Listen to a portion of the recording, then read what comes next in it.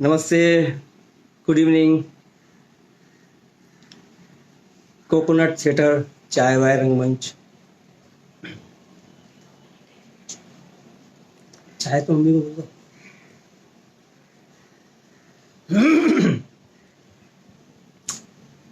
Music भी है आज, हारमोनियम है।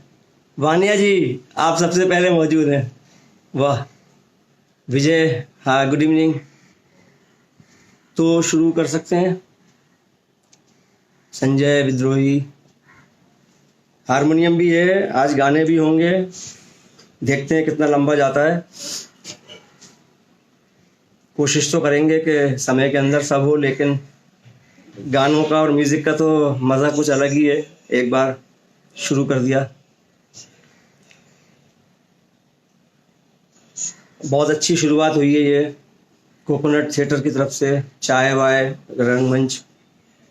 और इतनी अच्छी सीरीज चल रही है ये, इतनी अच्छी चल रही है कि मैं आज मेरा ज़रूर है, लेकिन एक तरीके से मैं रोज़ भी एक दर्शक की तरह देखता हूँ इसको। वरा, हेलो। हारमोनियम के साथ बिल्कुल हारमोनियम का सबूत देख देते हैं।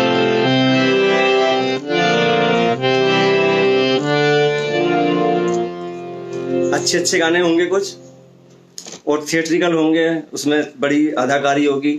और जब मैं गाऊंगा तो उससे अंदाज़ा लगेगा कि एक्टर लोग कैसे गाते होंगे, उनको कैसे समझाया जाता होगा। हेमंत मिश्रा जी, तो शुरू कर सकते हैं क्या?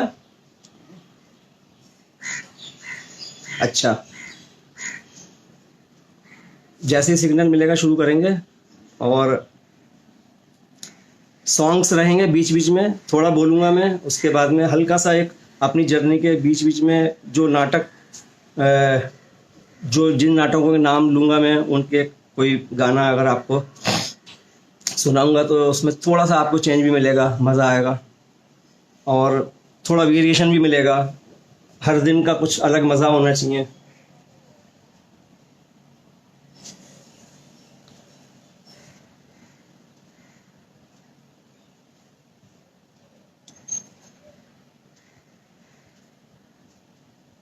सागर शाहजी,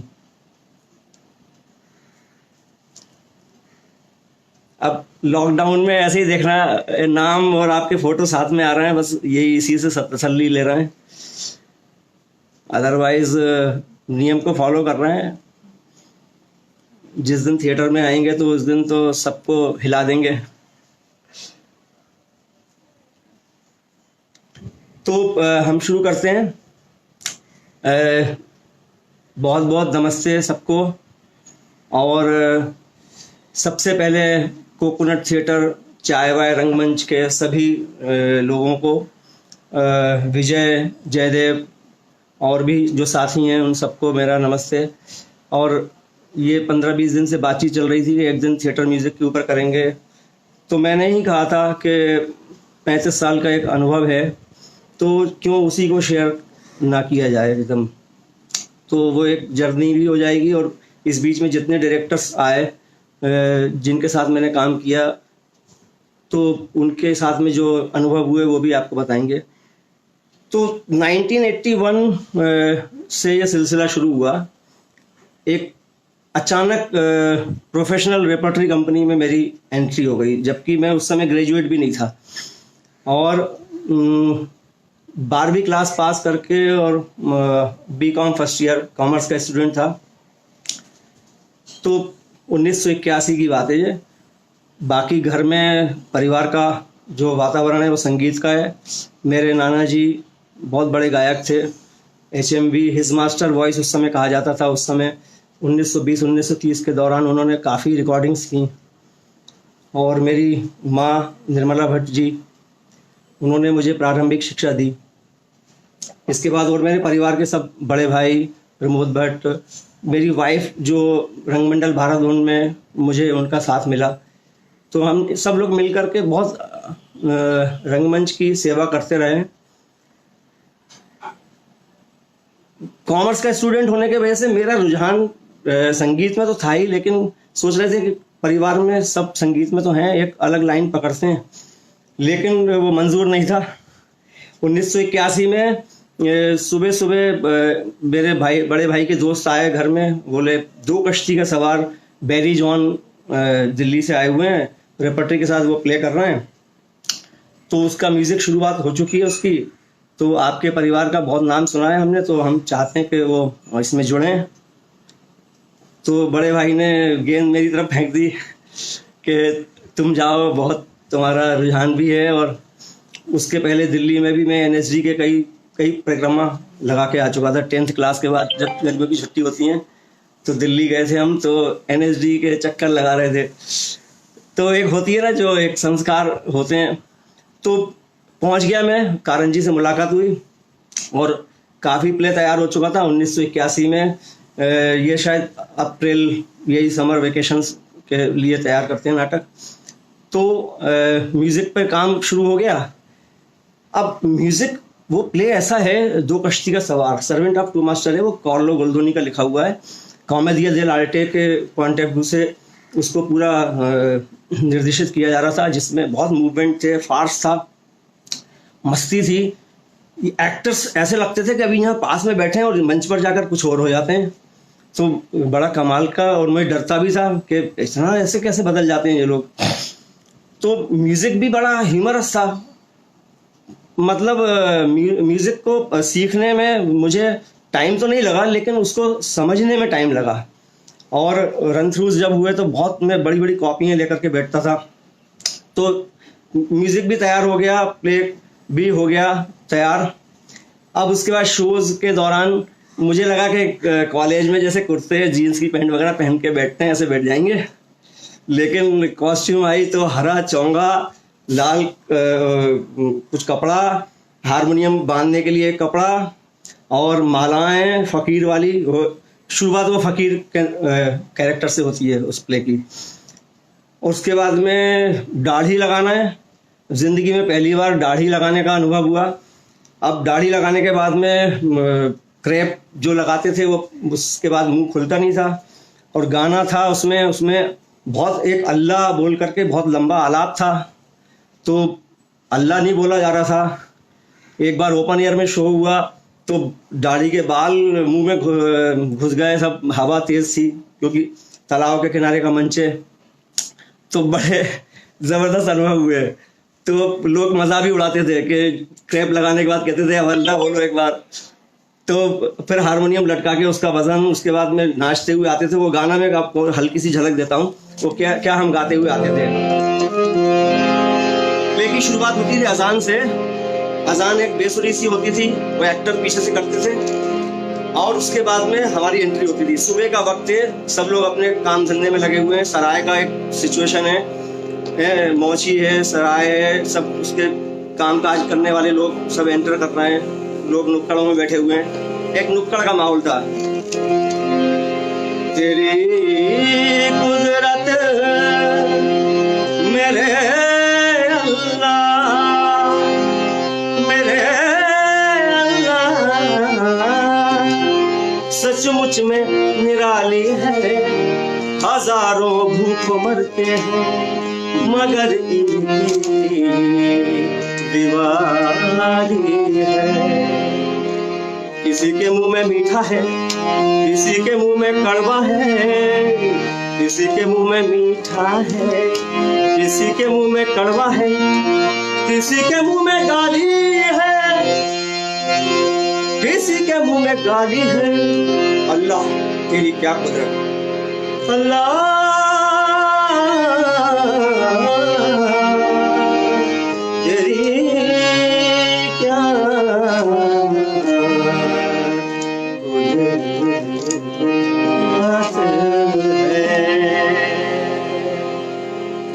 तो ये करके फिर उसके बाद में जो शेरमार खान जो मेन कैरेक्टर थे, वो नौकर का जो कैरेक्टर करते थे, बहुत हबीब साहब के ग्रुप के बड़े सीनियर एक्टर थे, द्वारिका प्रसाद वो करते थे।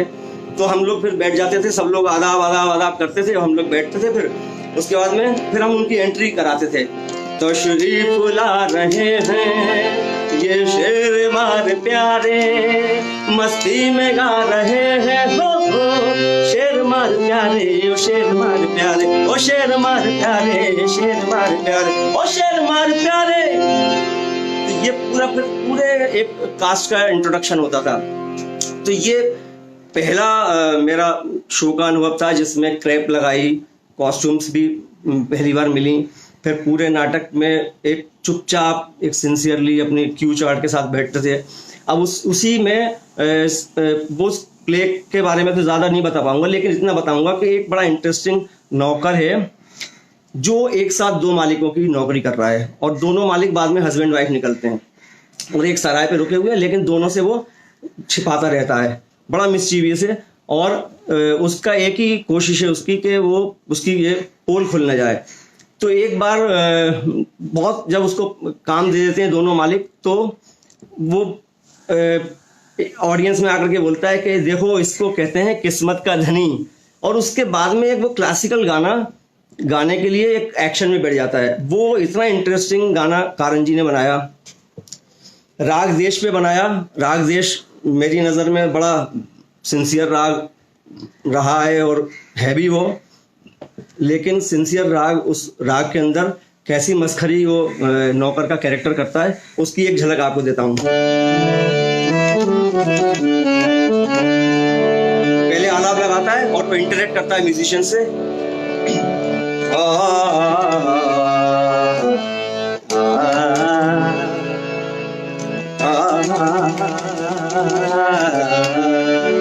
अब वो मजाकिया लहजे में गा रहा है, हारमोनियम बजाने की एक्शन कर रहा है, ये सब कर रहा है।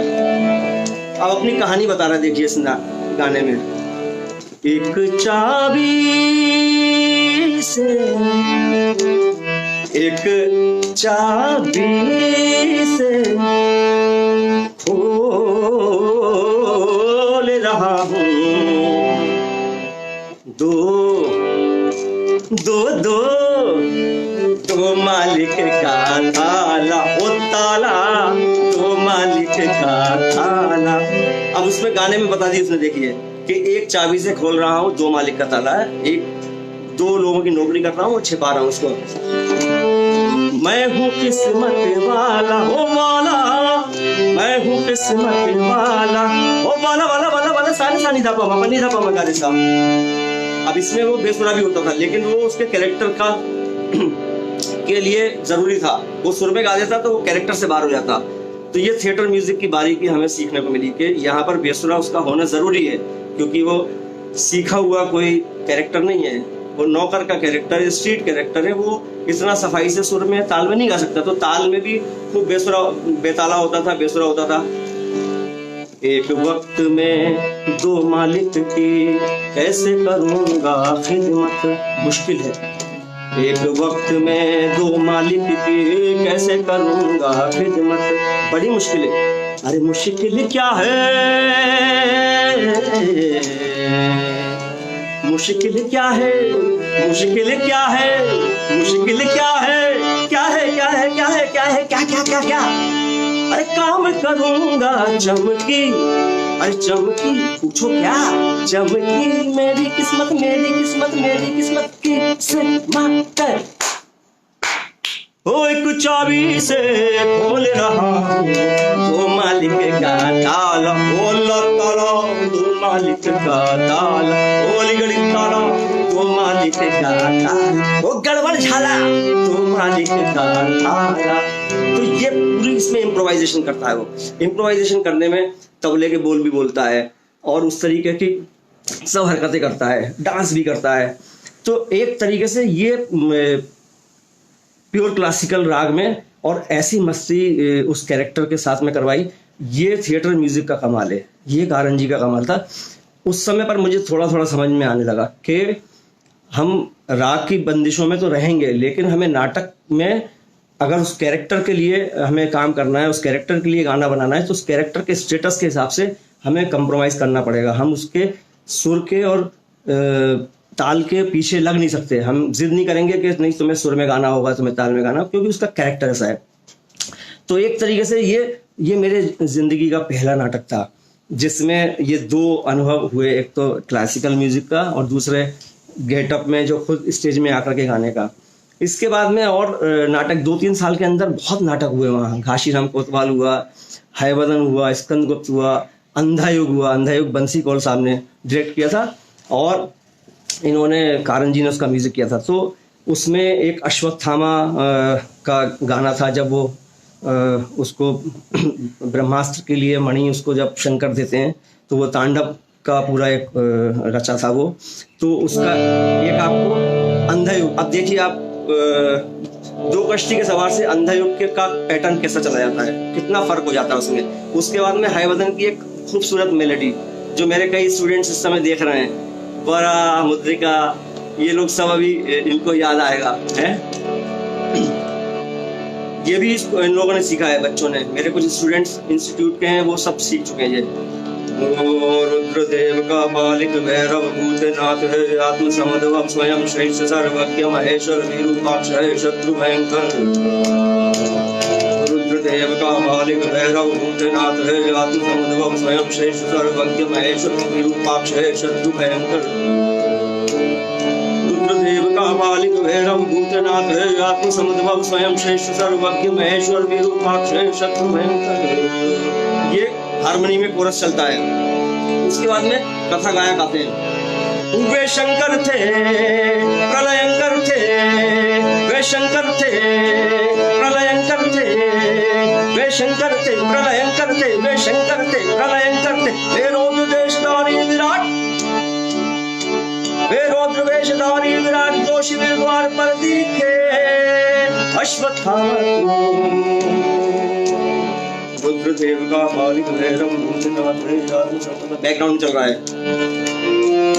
अनगिनत विष भरे सांप भुजाओं पर बांधे, वे रोम रोम में अगणित महाप्रलय साधे।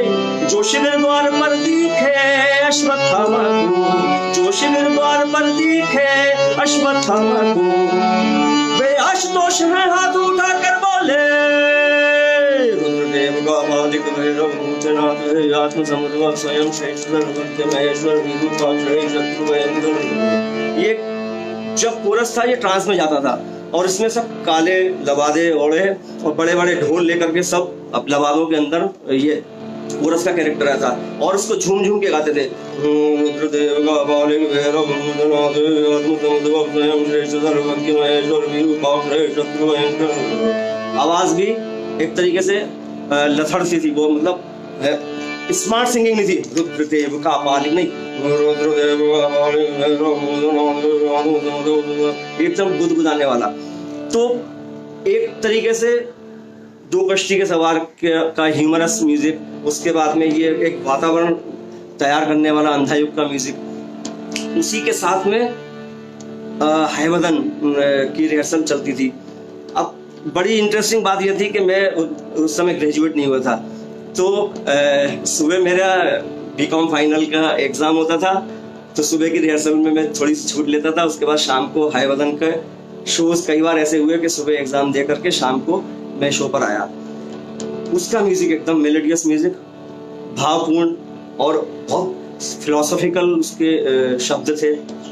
उसमें कारण जी ने एक लोरी बनाई थी। तो ये मेरी ट्रेनिंग है और इसके अलावा हमारी विधिवत ट्रेनिंग भी होती थी, वो मैं आपको बाद में बताऊंगा कि हमने कितने वर्कशॉप्स किए।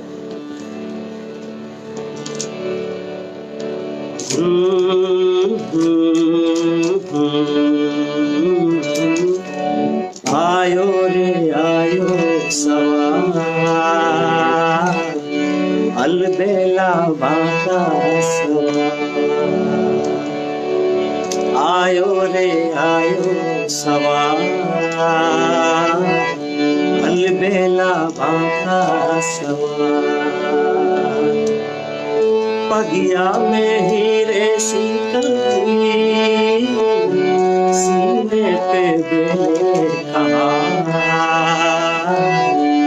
पगिया में हीरे सीकल थी, सीने पे बेले कहा। आयो रे आयो सवार, सिंधु तरंगों से उसके घोड़े की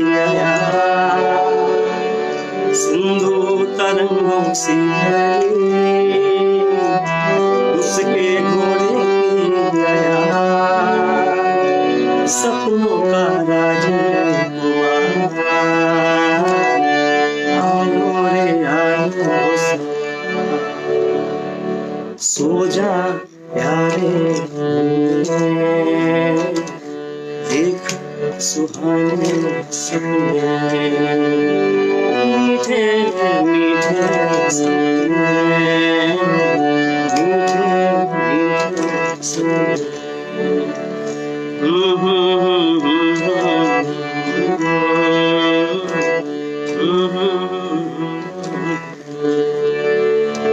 इस प्ले में मेरी वाइफ सुभाश्री भट्ट वो लीड करती थी। ज़्यादातर गाने उनकी आवाज़ में हुआ करते थे क्योंकि थोड़ी मेलोडियस ट्यून थी और थोड़ी इसमें गायकी का काम था, सॉफ्ट सिंगिंग और समझ के गाने वाला, तो उनकी आवाज़ इसमें बहुत सूट करती थी।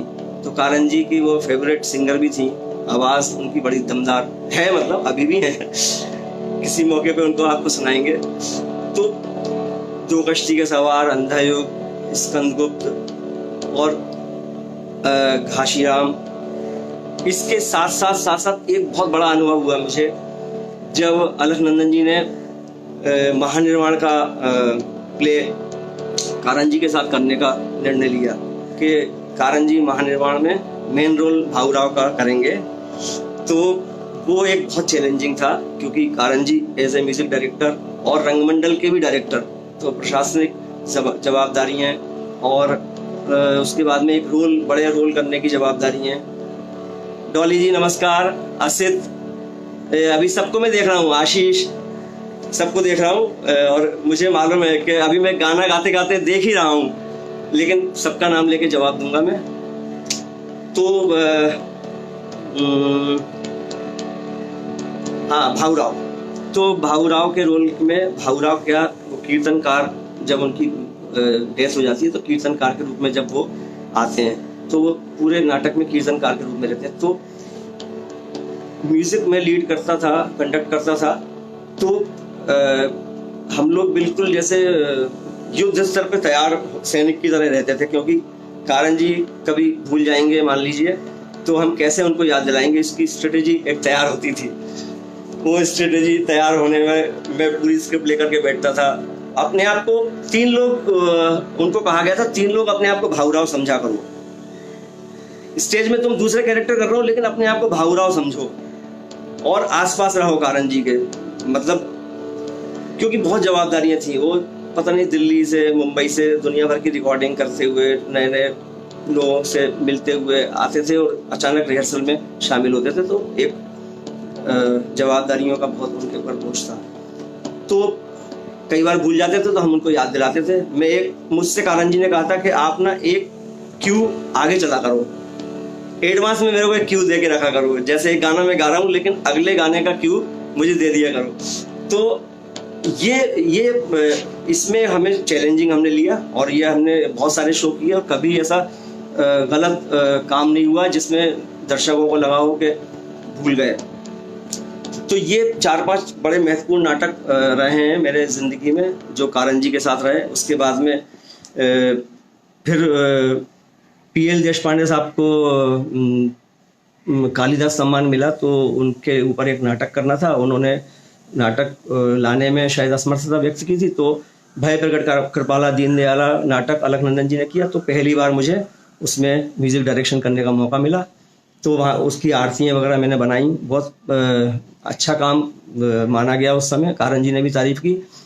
फिर अलग जी ने ही एक और प्रोडक्शन किया मगध का, जो श्रीकांत वर्मा की पोइट्री के ऊपर है, तो उसमें सारी पोइट्री के बैकग्राउंड म्यूजिक और कुछ पोइट्री गा करके, तो वो मुझे एक जवाबदारी मिली। तो ये कारन जी के रंगमंडल में रहते हुए एक उनके शिष्य को ये मौका मिल गया और उनका आशीर्वाद प्राप्त हुआ।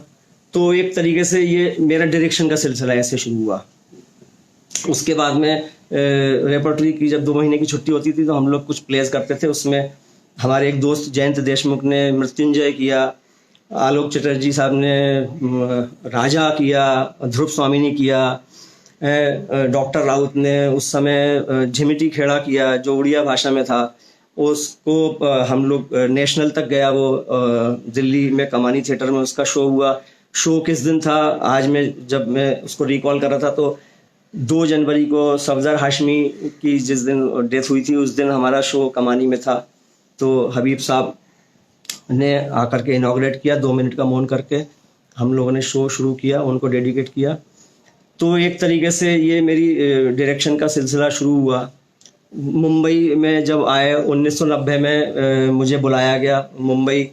तो राजा बुंदेला जी की एक कंपनी थी, नाटक कंपनी। तो उसमें उन्होंने, क्योंकि फोक म्यूज़िक पे मेरा थोड़ा दखल रहा, क्योंकि फोक म्यूज़िक हम लोगों ने प्लेज में भी बहुत किया। और यहाँ पर मैं बताऊंगा आपको कि हमारे जो वर्कशॉप हुए वो इतने वर्कशॉप हुए हमारे। मास्क मेकिंग का वर्कशॉप हुआ, मास्क मेकिंग के साथ साथ मेकअप का वर्कशॉप हुआ, माइम का वर्कशॉप हुआ, मूवमेंट का वर्कशॉप हुआ। अस्ताद देबू जी ने, निरंजन गोस्वामी जी ने, ई बारबा ने, और उसी दौरान शुरुआती दौर में पीटर ब्रूक साहब का भी भारत भवन आना हुआ, तो उनको भी उनसे दूर से देखने को मिला, तो उनके भी दर्शन हुए।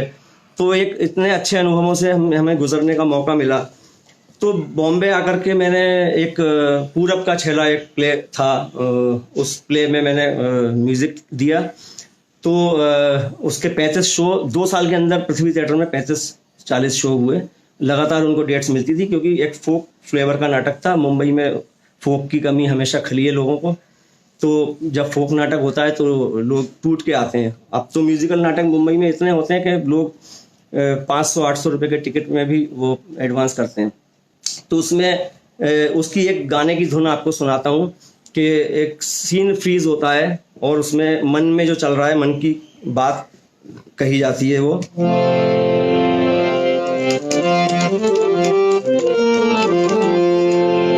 कटी रे तन्हाई की रातियां, बीती रे तेरी घड़ियां, कटी रे तन्हाई की रातियां, बीती रे तेरी घड़ियां। आयुरी सखी मोरे द्वार, था जमुनों से जिसका इंतजार, कटी रे तन्हाई की रातियां, बीती रे तेरी घड़ियां,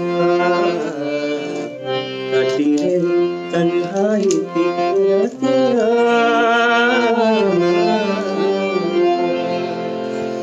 ये आकाश दीक्षित ने लिखा था, जो मुंबई उसी समय सब लोग मुंबई शिफ्ट हुए थे, सब बच्चे थे नए नए, तो खूब मेहनत से काम करते थे।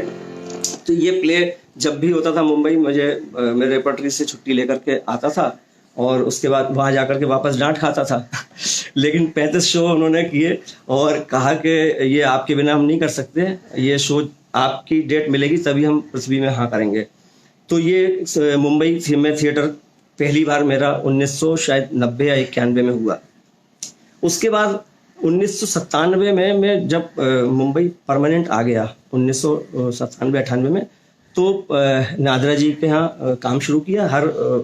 उस समय का दौर ऐसा था कि हर आदमी नादरा जी के साथ काम करता था। NSD के पास आउट लोग भी शुरुआत में सब नादरा जी के यहाँ एक सहारा मिलता था सबको। तो उनके यहाँ 3-4 मैंने नाटक किए। उसमें 2 कश्ती का सवार तो नहीं था, ये यहूदी की लड़की, हाँ यहूदी की लड़की उन्होंने रिपीट किया। तो उसमें कुछ नए गाने मैंने बनाए। तो उसका एक कॉमिक इंटरल्यूड का गाना मैंने बनाया, तो बड़ा पसंद आता था, तालियां मिलती थी, क्योंकि पारसी थिएटर में बड़े गर्मा गर्म नाटक हुआ करते थे। तो एक तरीके से उसका कॉमिक इंटरल्यूड के लिए एक थोड़ा सा रिलीफ के लिए देते थे। तो वो एक पोस्टमैन का कैरेक्टर था, तो वो एक गाना गाता था। उसमें सुनील सिन्हा वगैरह भी शामिल थे नाटक में, तो साथ मिलता था उनका, समी साहब, सुनील सिन्हा, हनीफ।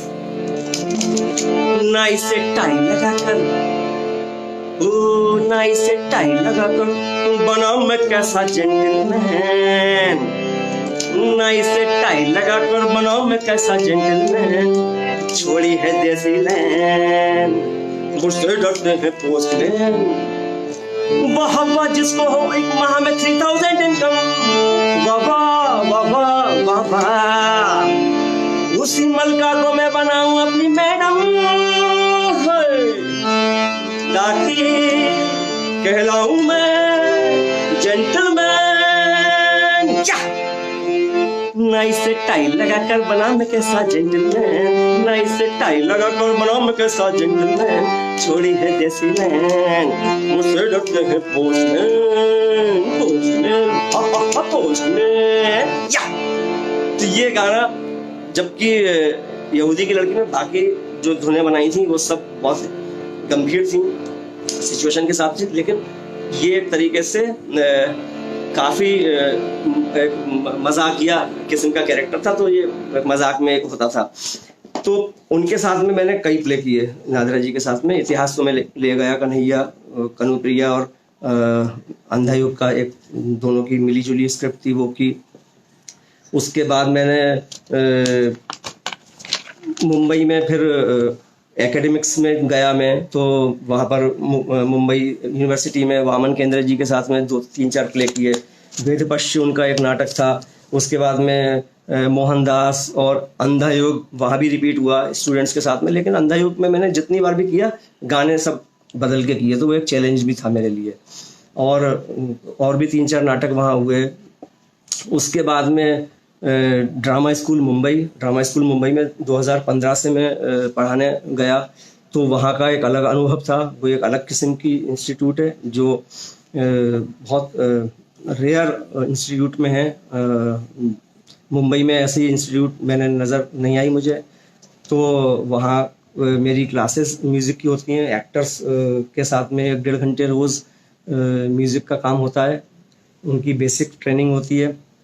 तो वहाँ जब 2-3 साल हो गए, तो महेश दत्तानी जी के एक डायरेक्शन में प्ले हुआ माटी। तो माटी जब हुआ तो उसका म्यूज़िक मुझे करने को मिला। तो माटी यरमा है ये लोरका का, और वो स्टूडेंट्स के साथ हुआ। तो उसमें वहाँ के एक स्टूडेंट अभिनव ग्रोवर, उन्होंने जब गाने लिखे, तो उसका एक गाना मैं आपको सुनाता हूँ।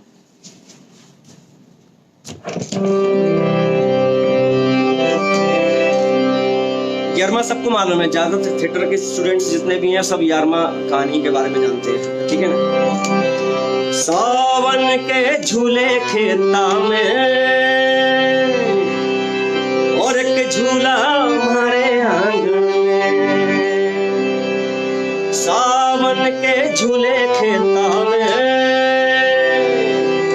और एक झूला हमारे आंगन में, या झूला पे मारे कान्हा का, या झूला पे मारे कान्हा का, भांजा जो चंदा मामा का, चंदा से चोले माखन जो, चंदा से चोले माखन,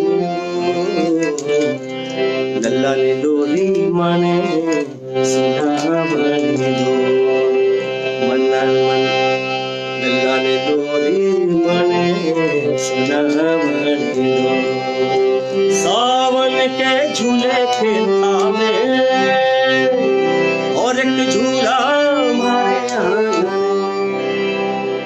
इससे शुरू होता था, और ये ऐसे 3-4 गाने उसमें प्ले में बने थे, जो एक अलग किस्म का अनुभव हुआ। महेश के साथ में इसके पहले कभी काम नहीं किया था, और महेश एक अच्छे ब्रिलियंट डायरेक्टर हैं और बहुत लिबर्टी देते हैं। और उन्होंने म्यूज़िक की रिहर्सल्स में सिटिंग में बैठते थे, सुझाव देते थे, लेकिन उनको पता था शायद मेरे बैकग्राउंड के वजह से कि कारण जी के साथ अगर किसी ने लंबे अरसे काम किया है तो उसका जो डिसीजन होगा वो सही होगा। तो बहुत सारे मैं देर से देख नहीं पा रहा हूँ मैं पिया बैरूपिया का अनुभव। पिया बैरूपिया का अनुभव तो मस्त है, दुनिया घूमो मस्त रहो। One suggestion from my side for you that valuable experience must be in black and white which will be helpful for dear theatre lovers. हाँ ठीक है, तो ये मेरे कई नाटकों के बारे में बताया, और मुंबई तक तो मैं पहुंच ही गया एक तरीके से। अब मुंबई में पढ़ाने का जो सिलसिला शुरू हुआ है, इसमें काफ़ी इंस्टीट्यूट में मुझे मौका मिला। अब एक तरीके से ये कहा जाए कि फिल्म सिटी जो है, फिल्मों की नगरी है, फिल्म नगरी कहते हैं, लेकिन फिल्म सिटी में थिएटर और थिएटर का म्यूज़िक और थिएटर के डिपार्टमेंट्स पहुंच चुके हैं। और विस्लिंग वुड में थिएटर का काफ़ी बोलबाला है इस समय, अच्छे टीचर्स हैं वहाँ। तो वहाँ की पहाड़ियों में भी थिएटर म्यूज़िक अभी गूंज रहा है, और वहाँ के स्टूडेंट्स कम से कम 200-250 स्टूडेंट्स तो अलग अलग क्लासेस के स्टैंडर्ड्स के मैंने पढ़ाए हैं। अभी लॉकडाउन की वजह से क्लास बंद है, लेकिन वहाँ फिल्म सिटी के अंदर थिएटर की बात करना कितना एक सुकून की बात है। फिल्मों का भी एक अलग मज़ा है, फिल्मों की तो नगरी है ही, लेकिन वहाँ थिएटर की भी बात होती है, तो ये खुशी की बात है। इस बीच में और भी प्लेयर्स मेरे हिस्से में आए। उसमें रसिका के जो बीइंग एसोसिएशन के नाटक, मैंने 2 नाटक किए, एक तो सतभाषे रैदास और हारूस मारूस। तो हारूस मारूस में एक गाना मैं आपको सुनाना चाहता हूँ, जिसमें फोक का जो मज़ा है, जो थिएटर म्यूजिक में फोक का जो मज़ा है, जिसके वजह से कई नाटकों की ज़िंदगी बन गई, कई नाटक बहुत फेमस हुए। तो उसका कारण क्या है? फोक म्यूज़िक है। मैं स्टूडेंट्स को भी बोलता हूँ कि अपनी ज़मीन से जोड़ना है तो फोक म्यूज़िक में, आपके रिचुअल्स में, आपके कस्टम्स में जाओ। आप हमारे हर कस्टम्स के गाने हैं। आप अपने नाटकों के जो फोक रंगमंच के कलाकारों से मिलो, उनके परफॉर्मेंस देखो। गांव में जो ग्रुप हैं उनके पास बैठो, उनसे शेयर करो एक्सपीरियंस, उन लोगों की से सीखो, क्योंकि वो चीज़ आपको बचा के रखेगी। तो हारूस मारूस लास्ट ईयर मैंने जब रसिका के साथ किया, तो उसमें एक चूहों के ऊपर नाटक है कि चूहे कैसे एक गरीब एक परिवार की मदद करते हैं, उसकी लड़की की शादी कराते हैं। तो इसमें मज़ा आएगा। जब मैं बना रहा था तो मुझे लगा कि जैसे हबीब साहब के थिएटर में एक जो गानों का मज़ा होता था, वो एक मज़ा इसमें आता है।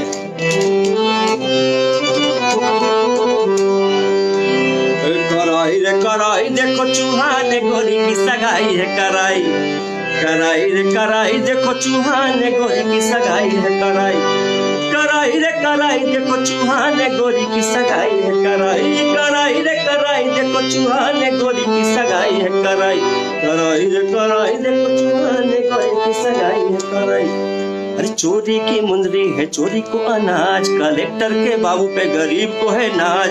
चोरी की मुंदरी है, चोरी को अनाज, कलेक्टर के बाबू पे गरीब को है नाज। ढोलकिया बाजे duck duck duck duck duck duck duck duck, Dholakia बाजे थाली बाजी बज गौ बैंड बाजा। और पूरी सब्जी कालाकंद के संगे बन गौ कदुआ को भाजा। ओ भैया कदुआ को भाजा, ओ दद्दा कदुआ को भाजा। और खूब नाचे हारूस भैया, खूब नाचे हारूस भैया बन के गोरी के बाप। कराई रे कराई देखो चूहा ने गोरी की सगाई है, कराई कराई रे कराई देखो चूहा ने गोरी की सगाई है, कराई रे कराई देखो चूहा ने गोरी की सगाई है, कराई कराई रे कराई देखो चूहा ने गोरी की सगाई है, कराई। तो ये इतनी सीटियां बजती थी इसमें, और ये हमेशा गाना थोड़ा लंबा हो जाए ये इसके फिराक में एक्टर्स रहते थे, क्योंकि वो बिंदास होके नाचते थे। ऑडियंस से आते थे वो सब सज धज के, तो लगता था कि एक तरीके से इसमें जितनी मस्ती हो जाए। बाकी अब तो प्ले का एंड है, उसके बाद तो थोड़ी सी सीरियसनेस होनी है कहानी में। तो संगीत कैसे रिलीफ देता है एक तरीके से, एक थोड़े से गंभीर नाटक में भी संगीत की जो अदायगी होती है, उसकी जो जिस तरीके से पेश किया जाता है, उसमें एक हल्का सा रिलीफ होता है, सुरों का जादू होता है, और एक तरीके से अंदर तक पहुंचने वाली बात जो संगीत के अंदर होती है, तो वो अंदर तक पहुंचाने के लिए एक्टर्स की ट्रेनिंग में संगीत ज़रूरी है। कभी भी हिंदुस्तान का एक्टर बिना संगीत के या बिना ताल के बिना संगीत की समझ के अच्छी एक्टिंग कर ले तो अच्छी बात है, अदरवाइज थोड़ा सा मुश्किल है, क्योंकि उसको संगीत के में उतार चढ़ाव, स्पीच में उसका जो एक मॉड्यूलेशन है, उसकी स्पीच की रेंज है, लो मिड और हाई का जो उसको से जो संगीत के स्वरों के जरिए जो उसको अनुभव मिलता है, वो चीज़ एक तरीके से बिना संगीत के एक्टर्स के लिए कमज़ोर करने वाली बात है। तो इसलिए सारे इंस्टीट्यूट में एक्टर्स, बल्कि प्राइवेट भी बहुत सारे जो अभी नए बच्चे हैं वो म्यूज़िक के प्रति इंटरेस्ट रखते हैं और वो कहीं ना कहीं वर्कशॉप में इसमें मिलते हैं एक तरीके से। तो एक तरीके से मेरे गानों का सिलसिला अब और 2-3 नाटकों की तरफ जा रहा है। इसमें अब मैं आऊँगा गुलजार साहब के साथ जो मैंने काम किया, सलीम आरिफ साहब के साथ में। तो गुलजार साहब से मेरा तारुफ सलीम साहब के वजह से हुआ। उन्होंने मुंबई अठन्नी मुंबई महानगर की ये प्ले की स्क्रिप्ट जब सलीम साहब को दी, तो सलीम साहब ने मुझे कांटेक्ट किया कि जो कविताएं तुम्हें अच्छी लगती हैं तुम बना लो, बाकी तो मैं सब प्ले में एक्टर्स से बुलवाऊंगा और उनको अलग ढंग से करवाऊंगा।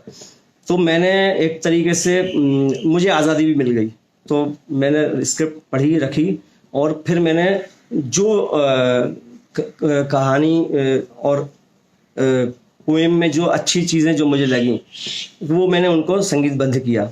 तो सबसे पहले जो काम किया मैंने, एक मुंबई, एक उनकी बहुत बड़ी नज़्म है, तो मुंबई के ऊपर किया। तो मुंबई इतनी बड़ी है, उसको मैं थोड़ा एडिट करके सुनाऊंगा, लेकिन उसी में गुलजार साहब खुश हो गए और गुलजार साहब ने एक तरीके से मुझे बहुत शाबाशी दी और गुलजार साहब एक तरीके से प्रभावित भी हुए, क्योंकि ज़रूरी नहीं है कि बड़ा आदमी छोटे से प्रभावित नहीं हो सकता है। काम अच्छा लगे तो हर आदमी एक दूसरे से प्रभावित होता है। वो पृथ्वी थिएटर में 6वीं 7वीं जो सेकंड वाला हिस्सा है जो ऊपर का, वहाँ से उतर के आए, स्टेज में आकर के मुझसे कस के मुझे गले मिले और वो खुशी का एहसास मुझे हो गया कि वो क्या उनके दिल में है। तो उन्होंने कई चीज़ें लिखी थी।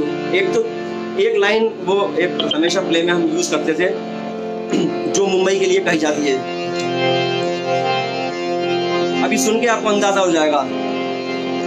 इश्तिहारों का शहर है, इश्तिहारों का शहर है शायद, इसमें सिर्फ इश्तिहार है, इश्तिहारों का शहर है शायद। तो इश्तिहारों का शहर है शायद, इसमें सिर्फ इश्तिहार रहते हैं। ये एक तरीके से मुंबई की कहानी है। इसी के साथ में मुंबई के ऊपर जो उन्होंने मुंबई की लाइफ के ऊपर जो एक लंबी कविता लिखी, उसको मैं सुनाता हूँ। Dolly ji, your music can be heard from ears and eyes. Thank you.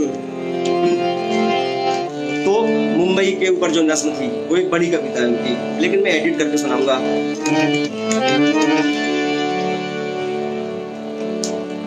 Mumbai Mumbai बड़ी लंबी सी मछली की तरह लेटी हुई पानी में ये नगरी। मुंबई मुंबई बड़ी लंबी सी मछली की तरह लेटी हुई पानी में ये नगरी। मुंबई की सर पानी में और पाँव जमीन पर है, कि सर पानी में और पाँव जमीन पर है। समंदर छोड़ती है ना समंदर में उतरती है ये नगरी।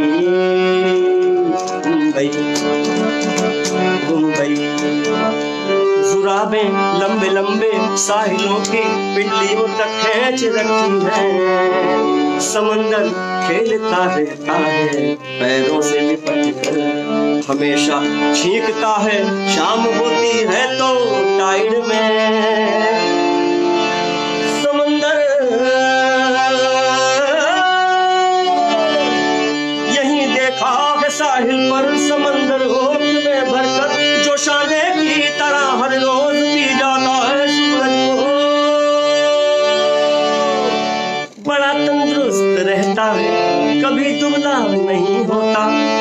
कभी लगता है ये कोई तिलस्मी सा जजीरा है मुंबई, किसी गिरगिट की चमड़ी से बना है आसमां इसका, जो बादों की तरह रंगत बदलता है मुंबई।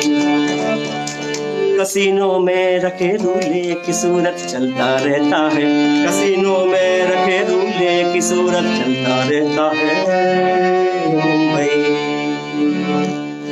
यहाँ जीना भी जादू है, यहाँ जीना भी जादू है, यहाँ पर ख्वाब भी टांगों पे चलते हैं, यहाँ पर ख्वाब भी टांगों पे चलते हैं। उमंगे फूटती हैं जिस तरह पानी में रखे मूंग के दाने, चटकते हैं तो जी भी उगने लगती है मुंबई मुंबई।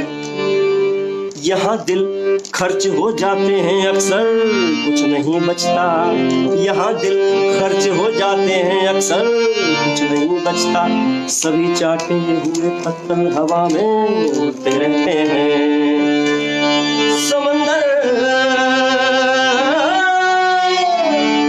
समंदर रात को जब आंख बंद करता है, ये नगरी पहन के सारे जेवर आसमां पर अक्स अपना देखा करती है, करती है, करती है। कभी सिंदबाद भी आया तो होगा इस जजीरे पर, कभी सिंदबाद भी आया तो होगा इस जजीरे पर। ये आधी पानी और आधी जमीन पर जिंदा मछली देख कर हैरान हुआ होगा ये नगरी मुंबई मुंबई। मुंबई करके खत्म होता है और उसके बाद सीन शुरू होते हैं। तो ये मुंबई के ऊपर पूरा, इसमें बीच में मैंने काफी एडिट किया, तो मुंबई के ऊपर ये पूरी एक कहानी थी। अठन्नी मुंबई महानगर की एक प्ले बनाया था, जिसमें बीच बीच में ये गुलजार साहब की पोइट्री आती थी। तो ये जब लिखे फॉर्मेट में जब मुझे मिला तो घबराहट तो हुई, ये कैसे संभलेगा मामला, लेकिन एक बार रास्ता मिलता है, एक बार रास्ता मिलता है तो उस पर चलना आसान हो जाता है, फिर धीरे धीरे रास्ते मिलते जाते हैं।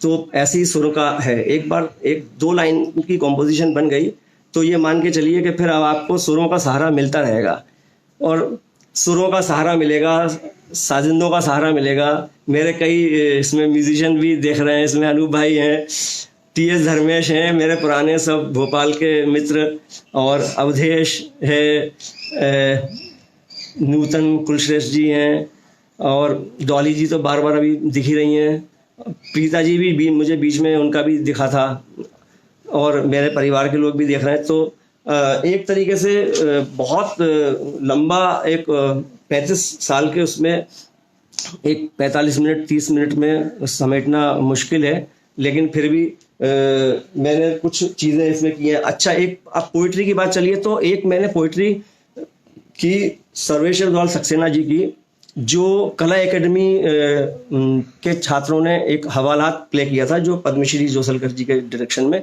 तो वहाँ उन्होंने कहा कि कहानी बहुत छोटी सी है, तो हम उसमें कुछ उनकी कविताएं हम डालते हैं। तो एक कविता ऐसी थी जिसका नाम ही है व्यंग मत बोलो। लोग कहते हैं ना कि व्यंग मत बोलो, तो पूरा हर लाइन के बाद में व्यंग मत बोलो आता है। तो वो कैसा था, कोई ताल नहीं है उसमें, सिर्फ एक नरेटिव स्टाइल में।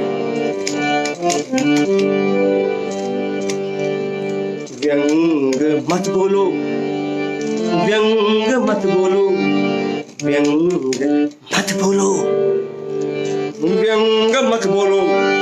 अरे काटता है जूता तो क्या हुआ, काटता है जूता तो क्या हुआ, पैर में ना सही सिर पे रख डोलो। व्यंग मत बोलो, व्यंग मत बोलो, व्यंग मत बोलो, व्यंग मत बोलो। अंधों का साथ हो जाए तो खुद भी आंखें बंद कर लो,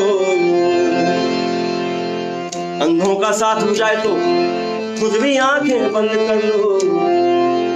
जैसे सब टटोलते हैं जैसे सब टटोलते हैं राह तुम भी टटोलो, व्यंग्य मत बोलो, व्यंग्य मत बोलो, व्यंग्य मत बोलो।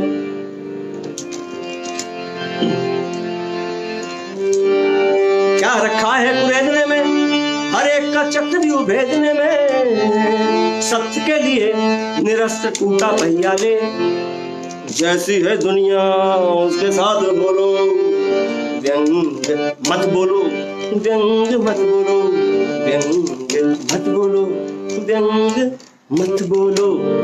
तो ये ऐसी पोइट्री, इसमें कोई ताल नहीं थी और सिर्फ एक्टर्स उसको गाते थे। तो ऐसी चीज़ें मैंने की। इसमें डायरेक्टर अच्छी मेहनत करते हैं तो म्यूज़िक डायरेक्टर भी मेहनत करता है। और मेरा एक सिद्धांत है कि आप जब कोई म्यूज़िक करने जाओ तो आप जितनी ज़्यादा से ज़्यादा आप रिहर्सल में बैठना चाहो आप बैठो। कई बार ऐसा होता है डायरेक्टर कहते हैं कि अरे आप तो एक्सपर्ट हो, आपको तो 4-5 दिन लास्ट में आकर के आप म्यूज़िक दे देना, लेकिन मैं तो रिहर्सल में बैठता हूँ। BM शाह जी मुझे भगाते थे रिहर्सल से। उनके साथ मैंने सराय की मालकिन और यहूदी की लड़की ऐसे 2-3 नाटक किए। तो वो कहते थे यार तुम क्यों आ जाते हो यहाँ पर, तुम्हारा कोई काम नहीं है, अभी एक्टर्स के साथ काम कर रहा हूँ। तो मैं तो चुपके से बैठा रहता था एक तरीके से, और उस बैठने में फ़ायदा होता था मुझे। जब वो कहते थे कि कल परसों से म्यूज़िक शुरू होगा तो फिर मैं थोड़ी कॉन्फिडेंस के साथ, तैयारी के साथ में आकर के उनको गाने सुनाता था। तो पहली बार में ही गाने नाटक से जुड़े हुए लगते थे। तो नाटक से जुड़ा हुआ संगीत लगना बहुत ज़रूरी है। नाटक से बाहर का तो संगीत लेकर के हम कुछ भी कर सकते हैं, लेकिन नाटक का म्यूज़िक नाटक के अंदर बैठ करके, नाटक के लोगों के बीच में बैठ करके, एक्टर्स के साथ बैठ करके। और मैं सिंगर्स को नहीं लेता हूँ, मैं एक्टर्स के साथ काम करता हूँ, क्योंकि मुझे मालूम है कि एक्टर्स को ये अनुभव मिलेगा तो वो बहुत आगे और कई नाटकों को मैं ये शेयर करेंगे एक्सपीरियंस। क्योंकि सिंगर तो एक बना के गाना गा ही लेगा, उसके लिए तो 2 दिन की बात है। वो तो कहेगा कि मैं तो शाम को 7 बजे का शो है, 5 बजे आ जाऊँगा, एक बार रिहर्सल करा देना। अब तो वो एक फितरत जो होती है, उसके वजह से मैं थोड़ा एक्टर्स के ऊपर ज़्यादा यकीन रखता हूँ कि एक्टर्स मेहनत करेंगे तो एक तरीके से काम बनेगा। सर्वेश्वर दयाल सक्सेना जी की अभी हाल फिलहाल में मैंने अभी एक पोइट्री बनाई है, बच्चों की पोइट्री है वो भी। अब आप देखिए, अब सर्वेश्वर दयाल सक्सेना जी की एक पोइट्री और इस पोइट्री में कितना फ़र्क है। ये इस पोइट्री का टाइटल है पकौड़ी।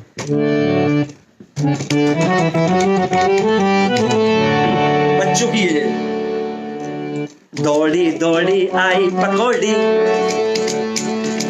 दौड़ी दौड़ी आई पकौड़ी, छुन छुन छुन छुन तेल में नाची, छुन छुन छुन छुन तेल में नाची, प्लेट में आ शर्माई पकौड़ी, प्लेट में आ शर्माई पकौड़ी, दौड़ी दौड़ी आई पकौड़ी, हाथ से उछली मुंह में पहुंची, पेट में जा घबराई पकौड़ी, हाथ से उछली मुंह में पहुंची, पेट में जा घबराई पकौड़ी, दौड़ी दौड़ी आई पकौड़ी, मेरे मन को भाई पकौड़ी, मेरे मन को भाई पकौड़ी पकौड़ी।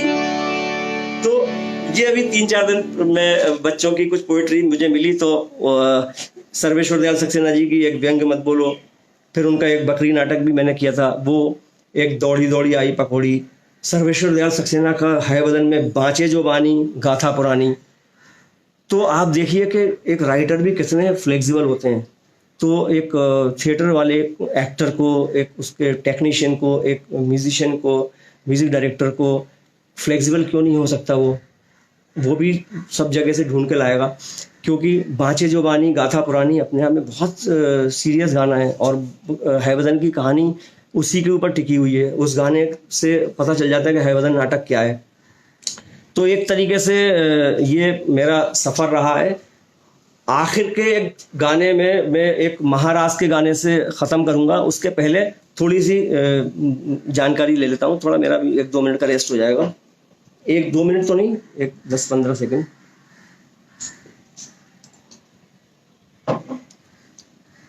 पद्मश्री जी ने अंधा युग का बात की थी, तो अंधा युग का मैंने रुद्रदेव का बालिक भैरव मैंने सुनाया था। और अब एक गाना है जो महारास है, जो डॉक्टर पुरुषोत्तम भट्ट चक्रवर्ती जी ने लिखा, और एक प्ले महारास है जो यहाँ मुंबई में हुआ था। तो उसमें आखिरी में वो गाना होता है, उसमें महारास सब करते हैं। तो वो एक गाना मैं आपको सुनाता हूँ, और मुझे लगता है कि किसी ने जो प्रश्न पूछे होंगे उसके जवाब मिल रहे होंगे, और पिया गैरूपिया से संबंधित भी जवाब दे दिया था। वो फोक म्यूजिक पूरा है और मस्त नाटक है, आप लोग सब देखते ही हैं 4-4, 5-5 बार। जो आदमी ने वो नाटक देखा है तो उसकी बात क्या की जाए। और मैंने बच्चों के नाटक में एक गिल्लो रेपर्टरी में ताउस चमन की मैना एक प्ले हुआ था अतुल तिवारी जी के निर्देशन में, उसके भी बड़े खूबसूरत गाने बने थे। उसमें फलकारा शहजादी की मैं प्यारी बहना गाना था, और एक मरसिया भी था। तो वो बड़ा कमाल का नाटक हुआ था, बहुत बड़े बच्चों के ने किया था, छोटे बच्चों के लिए परफॉर्म, लेकिन बहुत खूबसूरत नाटक हुआ था। उसके भी काफ़ी शो हुए, तो कभी बाद में मैं उसके गाने भी सुनाऊंगा आपको। वो उसके गाने ज़्यादातर मेरी वाइफ और जो एक्ट्रेस बच्चे हैं वो लोग गाते हैं, तो उनकी आवाज़ में ज़्यादा अच्छा लगेगा।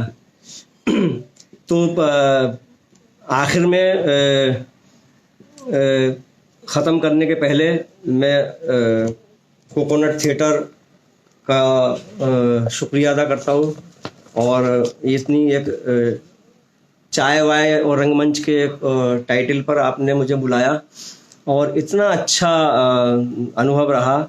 और मैं तो वैसे क्या है, डूब जाता हूँ मैं, मुझे पता नहीं चलता है कितना टाइम क्या हो गया। मेरी बेटी अभी इशारे कर रही है टाइम के, मेरे पास तो अभी बहुत पिटा रहा है, मैं आधे घंटे तक बैठ सकता हूँ, लेकिन एक समय की सीमा होनी चाहिए। झीनी झीनी का मैं झीनी झीनी किसी और मौके पे सुनाएंगे, अभी बहुत सारे रहने दो अभी चीज़ें। झीनी झीनी तो तुम लोग गाते भी हो, मेरे कुछ स्टूडेंट्स बैठे हुए हैं, वो कमाल गाते हैं वो लोग।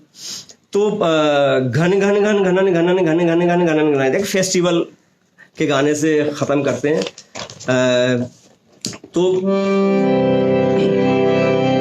वो प्ले के एंड में होता है, मतलब क्लाइमेक्स का सॉन्ग है एक तरीके से।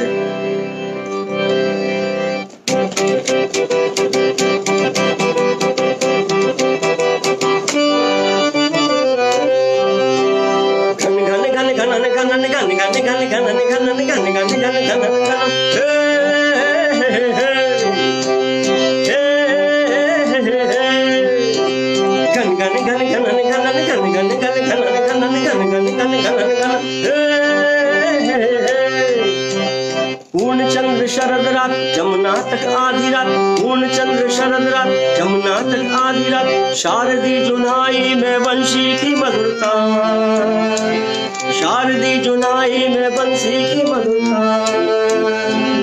नाचत श्री कृष्ण सा गोपियां मृदंग ताल, नाचत श्री कृष्ण सा गोपियां मृदंग ताल, वृंदावन परम धाम आज सजो महाराज, आज सजो महाराज, आज सजो महाराज। गन गन गन गन गन गन गन गन गन गन गन गन गन गन गन गन।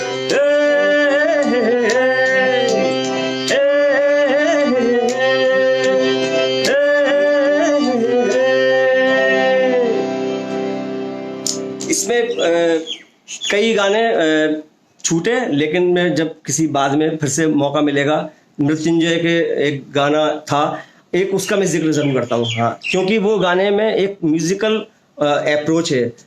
उस गाने में एक रामधारी सिंह दिनकर का एक गीत है, कौन जन्म लेता किस कुल में आकस्मिक ये बात। तो इसको मैंने एक पंचम सवारी, एक शास्त्रीय तालवाद्य के लोग जानेंगे, पंचम सवारी एक 15 मात्रा की ताल है, उसमें मैंने एक मात्रा बढ़ा करके उसको 16 मात्रा का कर दिया था, और एक तरीके से उस पर गाना बनाया। तो वो गाना एक सुन लीजिए।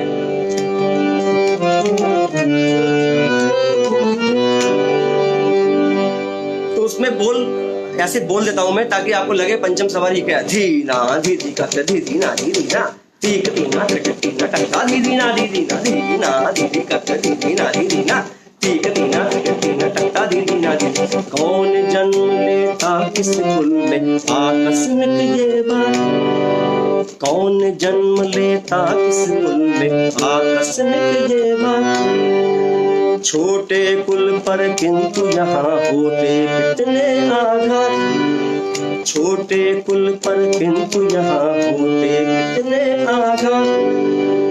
हाय जाति छोटी है तो फिर सभी हमारे छोटे, जाति बड़ी तो बड़े बनेंगे लाख चाहे छोटे। कौन जन्म लेता किस कुल में आकस्मिक ये बात, कौन जन्म लेता किस कुल में आकस्मिक ये बात। छोटे कुल पर किंतु यहाँ होते कितने आघात। तो हम लोग थिएटर वालों की जमात है, थिएटर वालों में कोई ऊंचा नहीं है कोई नीचा नहीं है, प्यार मोहब्बत से रहने वाले लोग हैं। और एक बार फिर से मैं धन्यवाद देता हूँ कोकोनट थिएटर को के चाय वाय रंगमंच को। और कल के बारे में बता देता हूँ मैं कि कल हमारे बीच में 6 बजे मिस्टर अभिषेक मजुमदार, जाना माना नाम है, अभिषेक मजुमदार जी होंगे 6 बजे। तो आप ज़्यादा से ज़्यादा लोग ज्वाइन कीजिए उनको। और अभिषेक मजुमदार के लिए कुछ बताना ज़रूरी नहीं है, वो तो अपने आप में नामी आदमी है। और बहुत बहुत धन्यवाद, बहुत बहुत नमस्कार, बहुत बहुत नमस्कार, बहुत बहुत नमस्कार।